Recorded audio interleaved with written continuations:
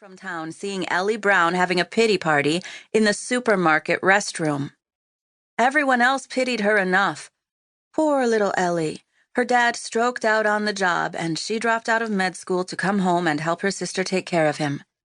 Couldn't pass the physical agility test to become a full-fledged firefighter, so she was riding in the ambulance with grouchy old Chet.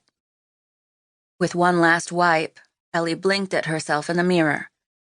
The whites of her eyes were surprisingly clear, any trace amounts of red only making the few highlights of gold in her dark brown eyes stand out.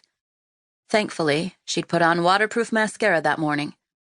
When she worked as an EMT back in Champaign, she never wore makeup, but in Broadlands she had to keep up appearances, since half the town had known her since she was in pigtails. Ellie smoothed back a flyaway strand of hair from her face and tightened her high ponytail. In her dark blue uniform and silver paramedic badge, she looked almost competent. If her father could see her now, really see her, he'd be proud. It had been on his advice that she even went through the paramedic training in addition to her undergrad coursework at the University of Illinois. He'd convinced her it'd be good experience before med school. He had been right, and she hated to admit that she loved the rush of the job, keeping a cool head in chaos, being in control while everyone else was losing it. Maybe she had more in common with her old man than she ever realized. Ellie wiped her nose and put on her best fake smile.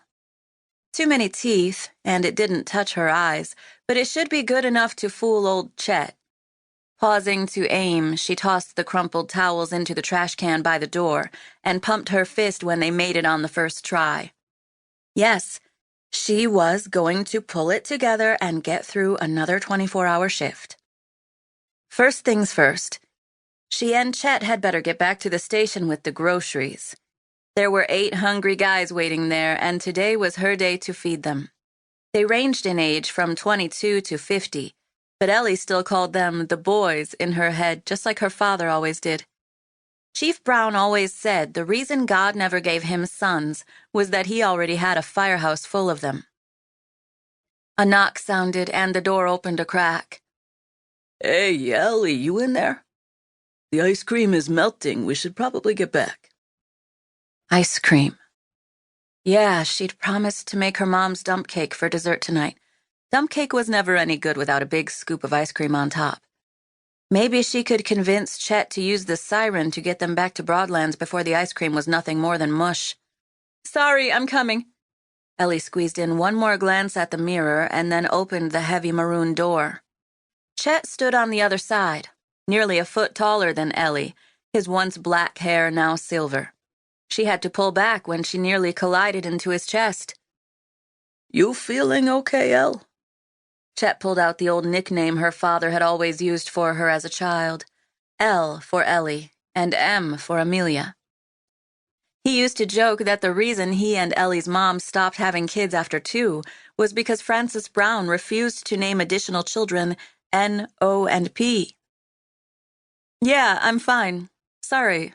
Thanks for checking out. I've got the dishes tonight." "Huh. I'll trade dishes for flirting with Tracy Donovan any day." Chet's overgrown eyebrows wiggled at the 50-year-old woman wearing electric blue eyeshadow and glued-on eyelashes behind register number 1. "Just ask her out already, Chet. Girls like a firefighter." Ellie wrapped her hands around the cracked plastic on the shopping cart handle and guided the full basket toward the automatic doors at the front of the store. "Well, I was quite the ladies' man back in the day. Your dad can attest to that." Chet brushed his mustache down with one finger and gave a wink to Tracy as they passed her lane. "Ew, I'd rather not know, thank you very much." She faked a gag and walked out the front doors into the early spring sun. It was warm during the days, but cold enough in the evenings that Ellie had to keep a coat in the rig. The sun was low in the sky, a few storm clouds inching in and threatening to turn the day frigid. Her stomach grumbled. She'd skipped breakfast like most mornings, still trying to drop a few pounds before she gave the agility test another go. Ellie was starting to think of that grumble as a sign she was burning calories. As Chet rambled on about his days as a ladies' man, a voice crackled over the radio. "Dispatch.